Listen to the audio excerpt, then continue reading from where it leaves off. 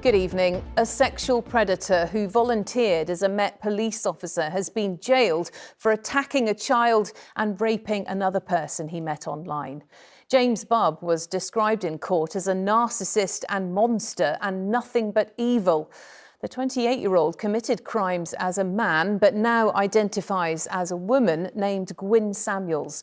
James was referred to in court by his original name and male pronouns. Bubb attacked his first victim just before her 13th birthday. His second victim said they thought they were going to die. A40 reports.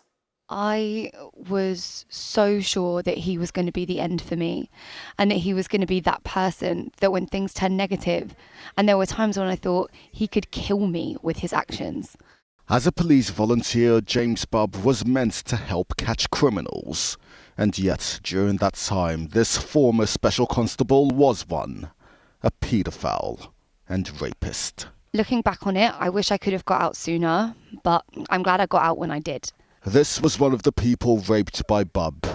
Their trauma goes beyond that one instance. It was a culmination of a very long and abusive relationship. It was a studio flat with one way out. If he was between me and the door, there was no way I was getting out. I wasn't compliant because of any other reason than the fact that I thought he could kill me, and I thought he would kill me. With emotional and physical acts, Bubb used skills taught by the police to inflict harm and to hide the abuse. He used to use police compliance holds to get me to comply with what he wanted me to do. And they don't leave a mark necessarily. So I would be restrained, I'd be held back, I'd be put into a painful position so that I would comply with what he wanted. And they weren't the only one. Another of Bubb's victims was a young schoolgirl groomed online when she was 12 and later assaulted and raped. Doing what you were doing to me wasn't enough. You needed more. And that's terrifying because I know what he did to me. And if he did that to other people, that's horrific. Today, Bubb was sentenced to 24 years in prison for the sexual offences committed. The Metropolitan Police did say that there were no previous complaints, but once criminal proceedings were done, Bubb was dismissed without notice and added to the College of Policing's barred list. For Bubb's victims, this is a small justice for the great harm and trauma they've experienced. A40 ITV News. Well, Sir Mark Rowley was commissioner during part of James Bubb's time in the Met. The police chief has repeatedly pledged to clean up the force and is currently seeing how things are done in America. He spoke to me from Apple's HQ in California about phone theft and London's reputation abroad. But I began by asking about the latest Met officer to be locked up. We've been very clear for 3 years that we're going to be ruthless at removing those that shouldn't be in the organisation and tackling the standards issues which had got the organisation into a really problematic place. We've sacked record numbers, and a lot of that is down to good officers stepping forward.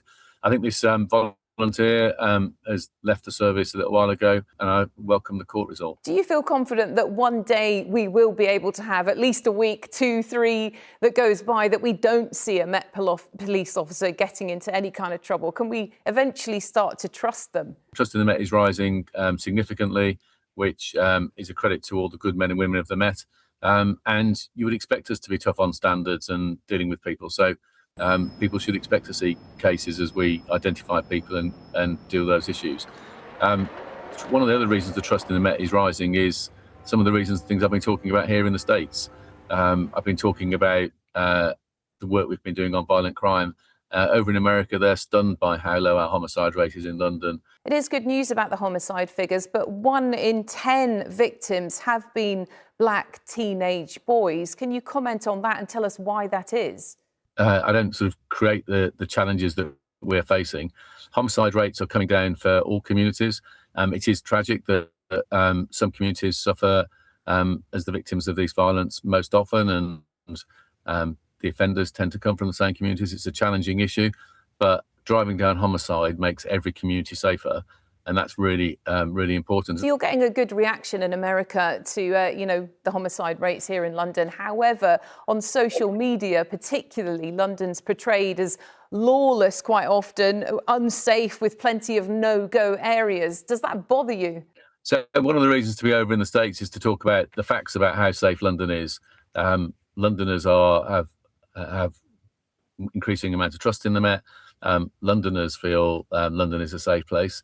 The danger with social media, isn't it, is that misinformation, disinformation can influence people outside the capital. And that's one of the reasons I've been over here and talking to colleagues and talking to the American media. Do you think that a company, a big tech giant like Apple, is going to listen to you and is going to change things to make mobile phone theft, a thing of the past? I hope to have constructive conversations with Apple and Google. My visit hasn't finished yet. We will do everything we can as law enforcement to drive this down. We're having tremendous success, and you've reported on some of the big cases of some of these organised crime gangs have been exporting tens of thousands of mobile phones a year. So we'll do everything we can to drive the problem down. But we can't completely remove it from the streets of London or anywhere else in the world, as long as it is very attractive to steal these devices because they have a resale value, because the security of the devices doesn't stop them being rebooted and sold as nearly new. This is an issue for global cities across the world. And I think for those reasons, I'm sure that the tech companies will want to make sure their customers are safer and help us deal with this. And you can see more of that interview, including what the Commissioner thinks his biggest challenge in the Met has been so far, by going to our website. Search online for ITV London. In other news, 3 victims of provisional IRA bombings have dropped their lawsuit against former Sinn Féin President Gerry Adams. 2 of the men were injured in London and 1 were suing for more than £1 in damages.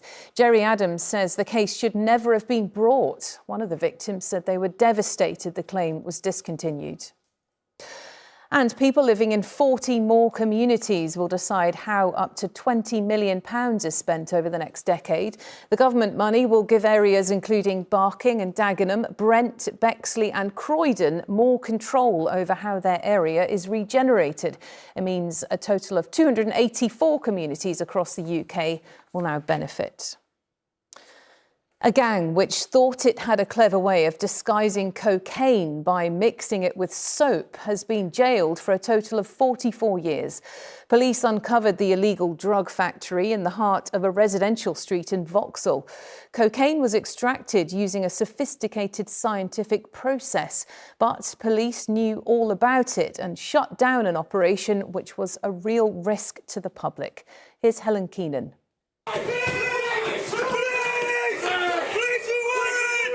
The moment a Colombian drug gang attempting to pump hundreds of thousands of pounds worth of cocaine into the capital are arrested. Stay there, stay there, stay there!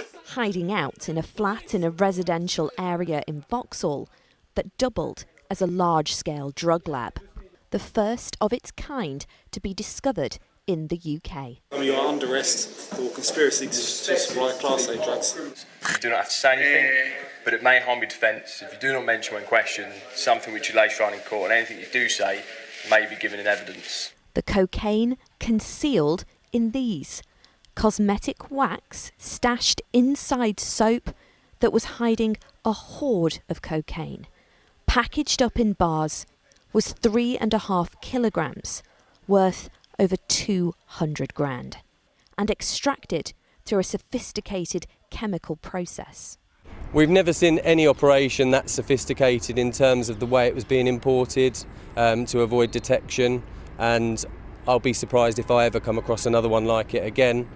But it sends a clear message to those that are trying to do that law enforcement will deal with it, and certainly the City of London will see that through to the end. City of London police lay in wait as the gang shopped for ingredients including citric acid and petrol to cut and package it. Seemingly led by brothers Ramirez and Delgado, they recruited a cousin and another friend from Colombia. The judge remarked how cocaine remains their family business, supplying streets in London, that this method had been highly inventive and required determined planning. Today, the 4 were united again in the dock at Inner London Crown Court. Carlos Arias, Humberto Ramirez, Johnny Delgado and Sebastian Lopez, sentenced to 44 years between them for their crimes.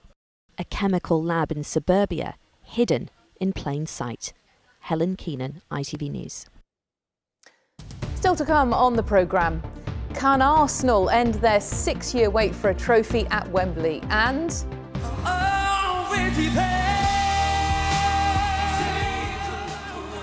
music to our ears, the return of an X Factor star in a show all about love. But first, a road with the unwelcome reputation of being one of London's most congested will close to all traffic tonight for a month. The A40 Westway is a key route in and out of central London, but needs some essential repairs. Well, Anila Dami is there now. Anila, this is going to cause huge disruption, isn't it? Likely so, and you can already see how busy it is right now, so you can only imagine what chaos a closure will do. But Transport for London say that the essential works are essential because it will help the A40 operate safely. So from tonight 10 p.m. the road will be closed from the Marylebone flyover and Westway roundabout in both directions. It's significant because in one day alone around 96,000 vehicles travel along this route.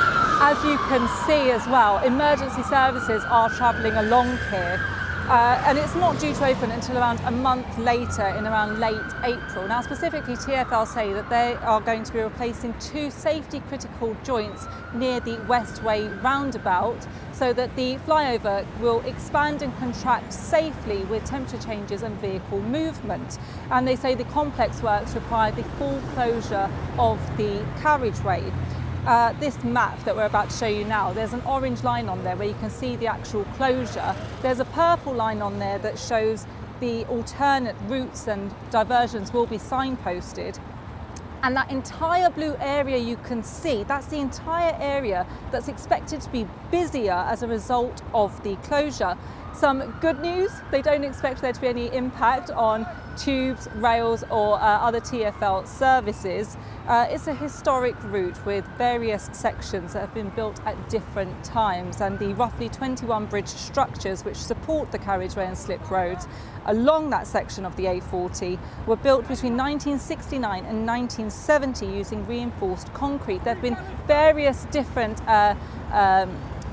phases over the years which have taken place and works that have taken place, but for now the advice is to try and use different modes of transport if you can, and if you do have to drive, to ensure that you allow more time for your journey. Okay, Anila, thanks very much indeed for that. Sport now, and could Arsenal end their long wait for a trophy?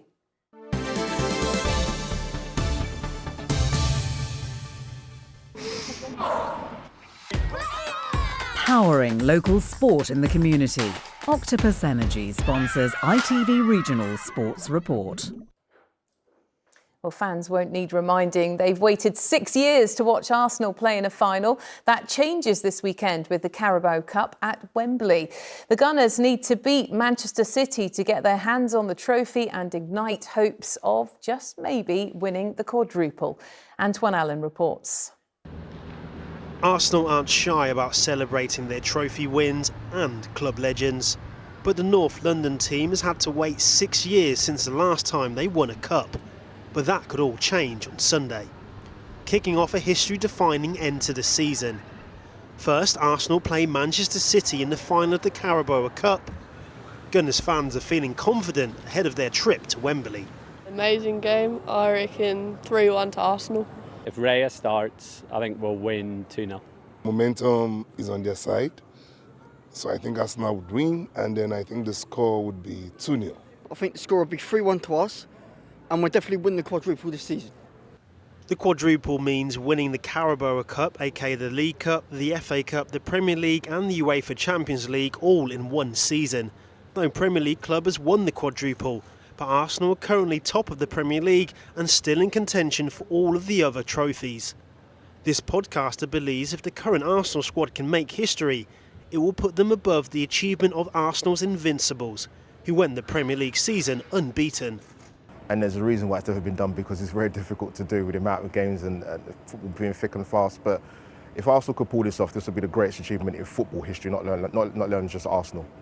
The final at Wembley will be the first match operating under a new law designed to stop fans without tickets causing scenes like this from the Euros final between England and Italy.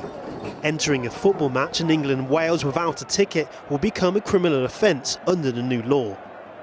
On Sunday, drinks will be flowing across the red side of North London. The Tollington pub has a sold-out watch party for the final. It'd blow your mind if we got the quadruple, but as I said, we've got to get there first. Every era of football dominance begins with a milestone moment where nearly men become unbeatable champions. If Arsenal are able to beat Manchester City, it will keep them on course for a remarkable quadruple. That would mean dominating in all of the cups and winning the league. If Mikel Arteta's team are able to achieve that feat, well, here at the Emirates, they might need to commission some more murals and statues for a brand new generation of legends. But there is a chance Arsenal could win nothing this season, an unthinkable scenario for Gunners fans. They will be hoping their current squad are determined to emulate the trophy success of previous club heroes. Antoine Allen, ITV News.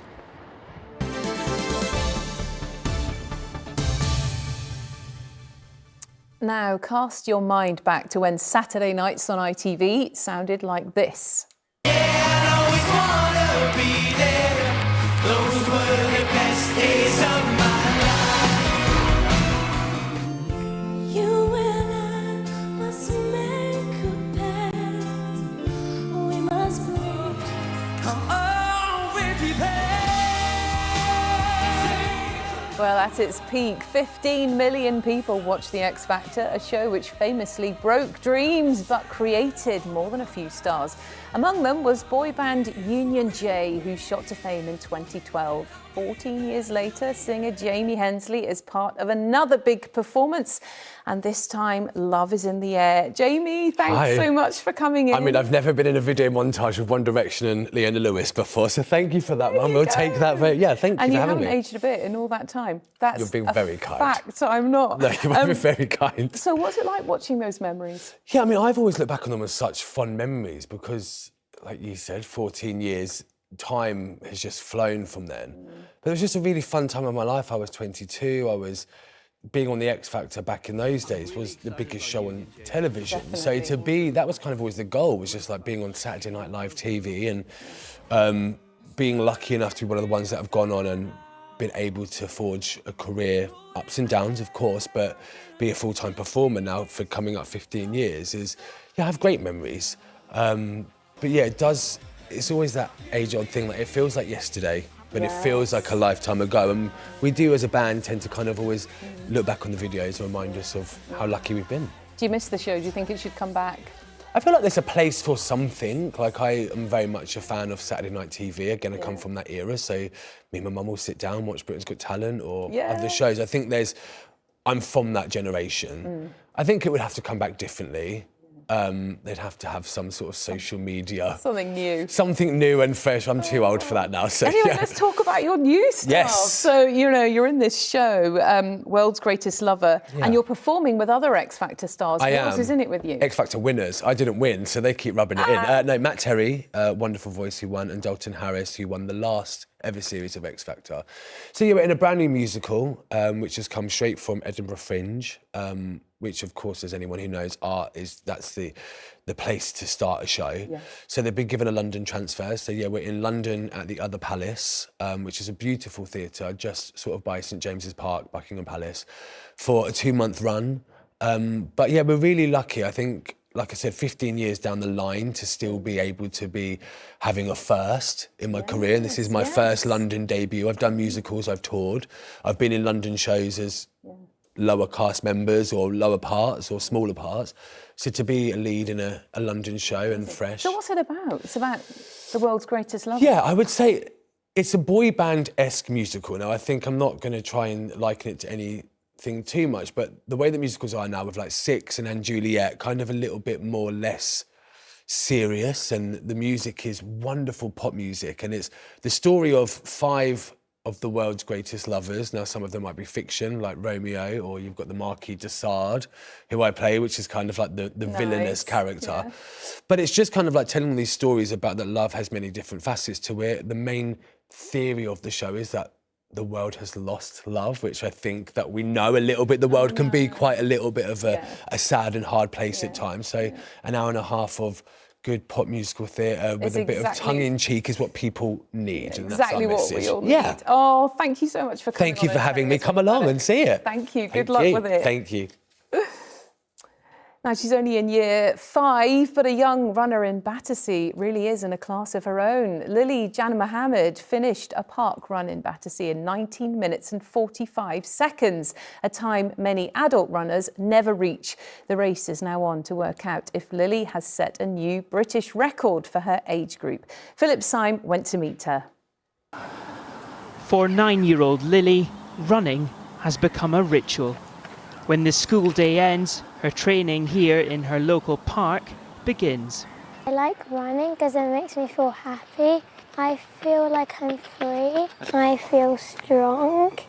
And the best thing is running in competitions. A point proven last weekend when she finished a 5k park run with a time of just 19 minutes and 45 seconds. The average for adults is 33 minutes. How did you feel when you realised you'd run it in that time? I felt very proud of myself and like I'm really happy. And do you realise how quick that is for someone who's 9? Yeah. Nice and bouncy on the balls of your feet. And helping her achieve it, Lily has some world-class support. 3, 2, 1, let's go. It's an amazing, outstanding performance. Running under 20 minutes for anyone, any age is fantastic. She's worked really, really hard, week in, week out. She's dedicated herself to this, to the sport and to the event. She's, pushing herself. And with her first mini marathon on the horizon, Lily's athletics career is already looking bright. Philip Syme, ITV News.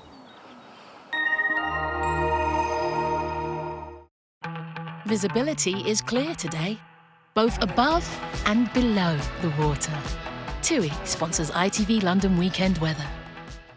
Hi there, good evening. A mainly sunny end to the week, some nice sunshine out there, little bits of cloud were floating around, and that's really the pattern for the weekend too. Quite a settled weekend to come. Should develop some good spells of sunshine, particularly into the afternoon, but it does give us a couple of chilly nights. High pressure straddling the UK. The position of it means these Atlantic lows move to the north of us. The tail end, the cold fronts, generally drift through, but by the time they get to us, just a bit of extra cloud from time to time. In fact, I don't think there's much rain in the forecast for the coming days. As far as overnight goes, we're chasing cloud amounts. Where we do get any clear spells, we'll see the temperatures fall away.